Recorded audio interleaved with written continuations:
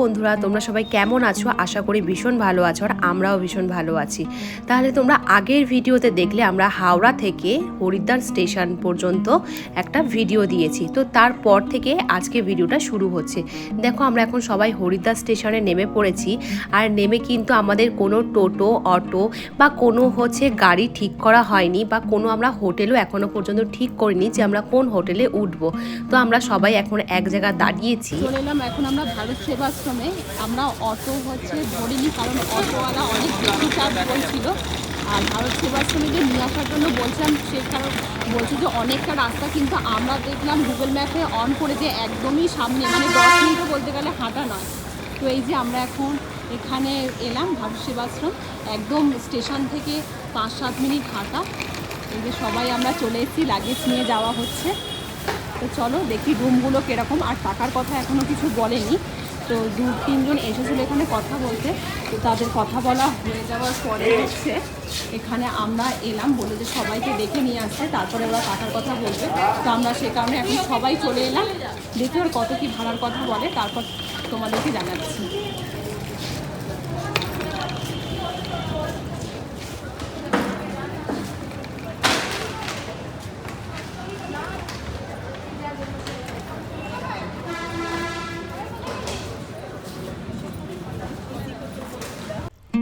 এটা ভারত সেবাশ্রমের অফিস। এখানে বাবা আর তোমাদের দাদাভাই গেছে কথা বলতে, যে আমরা কতজন গিয়েছি আর আমাদের কটা রুম দরকার, তো সে ব্যাপারে জানতে গিয়েছিল। এখন সবাই বলতে 2 জন কথা বলতে গেছে যে ভাড়া কেমন কি। তো আমি তোমাদেরকে একটুখানি বাইরেটা ঘুরে দেখাই যে কেমন ভারত সেবাশ্রমটা। বাইরেটা ভীষণই সুন্দর বলতে গেলে। দেখো মন্দিরটা দেখো কত সুন্দর, আর এখানকার পরিবেশটা আর বেশি ভালো লাগছে যে একটা ছোট গাছে কত আম হয়ে রয়েছে। এই যে দেখতে কত সুন্দর লাগছে। আর এখানের এই আম গাছটার মধ্যে আম হয়েছে, প্লাস এখনও মুকুল হয়ে রয়েছে। এই যে এখানটা মুকুল, আর আমাদের ওখানে আম পাকার সময় হয়ে গেছে।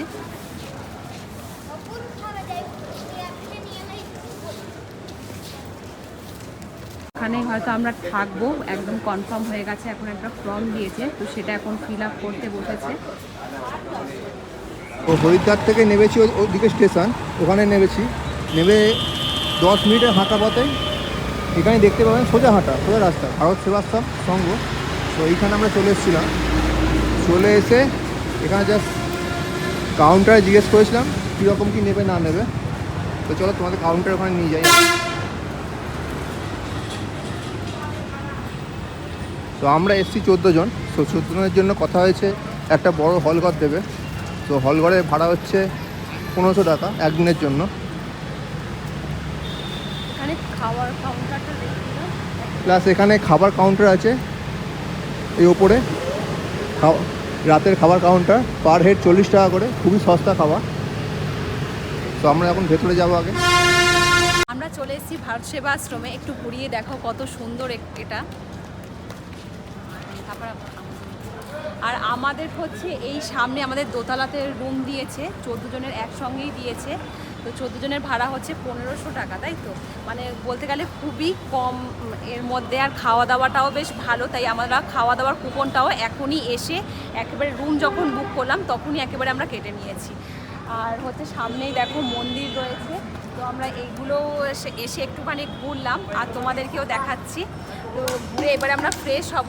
আর আমাদের ওইখানটা আমাদের রুম দিয়েছে, এইখানটা দিয়েছে যেখানে গামছাটা ঝুলছে, ঠিক ওখানে আমাদের রুম। তো ওখানে বেশ খাটগুলো দিয়েছে, তোমাদেরকে ওপরে গেলে দেখাবো। খাট না, চৌকি রয়েছে, চৌকিতে নতুন বেডশিট পেতে দিচ্ছে। তো তোমাদের রুমটাও আমরা শেয়ার করবো ওপরে গিয়ে। তার আগে এখানে অফিস রুম। এখানে জিজ্ঞেস করতে হবে আপনাদের, এসে একটা ফর্ম ফিল আপ করতে হবে। সেই ফর্ম ফিল আপ করার পর আপনাদের রুম দেবে। এখানে আম গাছটায় ভর্তি আম হয়েছে, দেখে মনে হচ্ছে একটু পারি, কিন্তু পারা তো যাবে না, দেখতেই সুন্দর। আমকে বাদ দিয়ে এখন আমরা রুমটা দেখাই যে আমাদের রুমটা কেমন নেওয়া হয়েছে। তো চলো রুমটা দেখানো যাক। এই যে এতগুলো এখানে বেড দেওয়া হয়েছে। ওদিকে জানলা আছে নাকি? সবাই এসে এখন ফ্রেশ হবে। এখানে 2টো টয়লেট রয়েছে, এদিকে একটা রয়েছে, এদিকে একটা রয়েছে। আর এখানে একটা বেসিন রয়েছে, বেশ রুমটা বড় সড়ো, 14 জনের জন্য যথেষ্ট, একদম ভালো বলতে গেলে। এখানে স্টেশন থেকে নেমেছি আমরা, স্টেশন থেকে নেমে এইখান থেকে হরিদ্বার স্টেশন এক্সিস্ট, তো ওখান থেকে এসে সিধা রাস্তায় চলে গেলে আমরা ভারত সেবাশ্রম পাবো। তার মাঝখানে এখানে অফিস, যেখানে আমাদের চারধাম রেজিস্ট্রেশন হয়। দেখতে পাচ্ছি হোটেল রাহি। তো এই রাস্তা দিয়ে গিয়েই জাস্ট একটু গেলেই এখানে রেজিস্ট্রেশন হবে।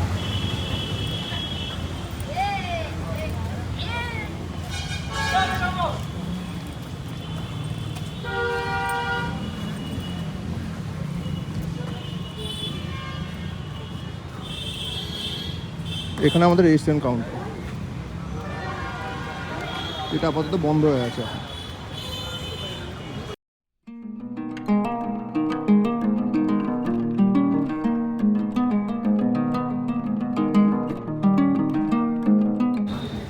হরিদ্বার বাস স্ট্যান্ডে এখানে রেজিস্ট্রেশন হয়, তো স্টেশন থেকে 2 মিনিটের হাঁটার পর।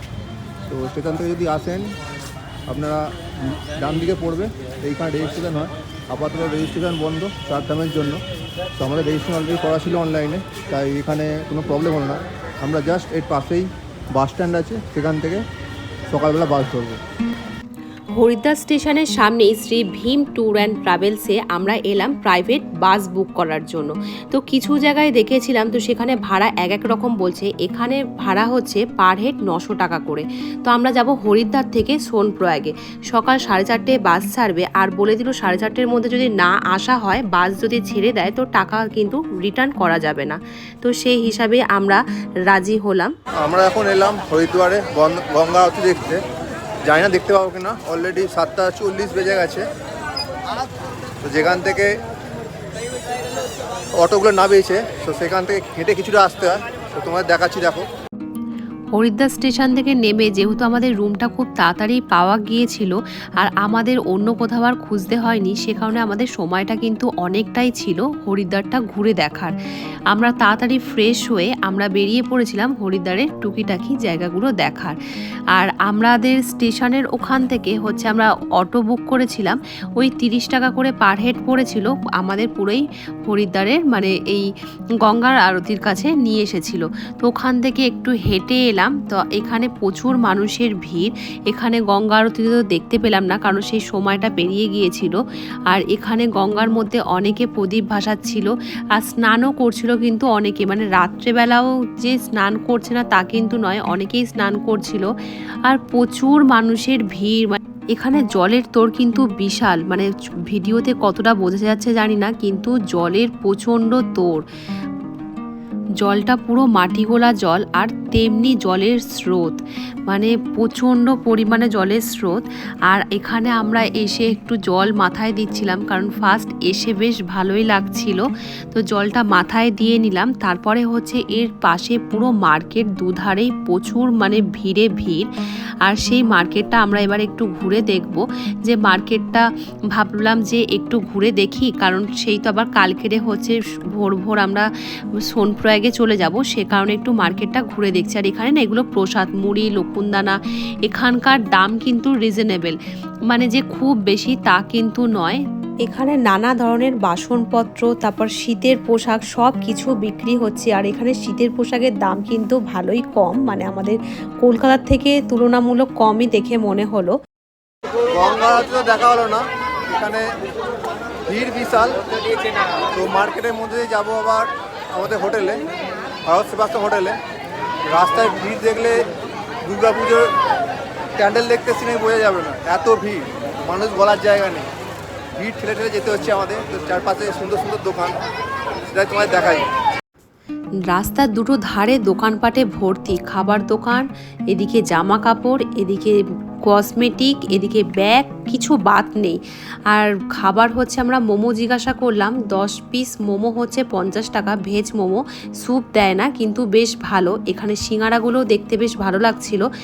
আমরা বেশি কিছু খাইনি, বেশি কিছু কি খুব কম জিনিসই খেয়েছি, কারণ আমাদের ওখানে কুপন কাটা ছিল, রাতে ওখানে গিয়ে খেতে হবে, সে কারণে বাইরের জিনিস কিছু খাওয়া হয়নি। মনে হচ্ছে কলকাতার মার্কেট, হরিদ্বারের মার্কেট বোঝা যাচ্ছে না, এত ভিড়। মার্কেটের শেষ নেই, মানে চারিদিকে যেদিকে গলি গলি ভর্তি, মার্কেটের মানে লোকজন ভর্তি ভিড়। মানে স্প্ল্যানেডে যেমন মালপত্র পাওয়া যায় ভিড় থাকে, এখানেও প্রায় সেম জিনিস। হরিদ্বারে অনেক পিতল কাঁসার দোকান, পিতলের মানে ঠাকুরের বাসন দেখলে চোখ জুড়িয়ে যাবে, এত সুন্দর সুন্দর বাসন রয়েছে, ছোট সাইজ থেকে বড় সাইজ সব সাইজেই তোমরা পেয়ে যাবে। আর এখানে অনেক ধরনের ব্যাগ রয়েছে। যারা হরিদ্বারে শুধু ঘুরতে যাবে মানে কেনাকাটি করার শেষ নেই, আর যারা হচ্ছে কেদারনাথ বা বদ্রীনাথ যাবে, আমার মনে হয় যে হরিদ্বার থেকে কেনাকাটি করা হচ্ছে সবচেয়ে লাভজনক ব্যাপার, কারণ এখানের দামটা একদমই রিজনেবল প্রাইসে তোমরা পেয়ে যাবে।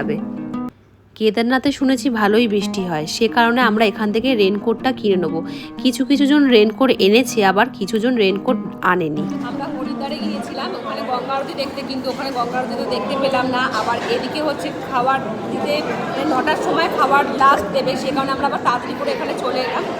তো এখানে খাবার দিয়েছে রুটি, ভাত আর দু রকমের সবজি দিয়েছে, আর একটা হচ্ছে এটাকে কি বলে ওই শশার তরকারি, শশা খেতে বেশ ভালোই লাগলো। বাড়িতে এটা কখনো ট্রাই করিনি, এখানে বেশ ভালো লাগছে। নিরামিষ এখানে ফুলকপি আলুর তরকারি একটা দিয়েছে বেগুন দিয়ে, মোটামুটি ভালোই, খারাপ নয় খাবার। আর দাম হচ্ছে মাত্র 40 টাকা। আপনারা কিন্তু ভারত সেবাশ্রমে এসে থাকতে পারেন, প্লাস হচ্ছে এখানে খাবার দাবারও ট্রাই করতে পারেন। কমের মধ্যে, কম বাজেটের মধ্যে খুবই ভালো বলা যায়। আমাদের রাতের খাওয়া দাওয়া কমপ্লিট হয়ে গেছে, আর আমরা হচ্ছে 5টা রেনকোট কিনেছি। রেনকোটগুলোর দাম নিয়েছে 100 টাকা করে, কিন্তু পরে দেখলাম 50 টাকা করেও রেনকোট ওখানে পাওয়া যাচ্ছে। কিন্তু 50 টাকার রেনকোটগুলো অতটা ভালো না, প্লাস্টিকগুলো খুবই পাতলা, একবার ইউজ করতেই হয়তো ছিঁড়ে যাবে, তাই আমরা এগুলো কিনলাম। আজকে তাড়াতাড়ি শুয়ে পড়তে হবে, কালকে 4:30টার সময় সোনপ্রয়াগে যাওয়ার বাস। তো টাটা বন্ধুরা।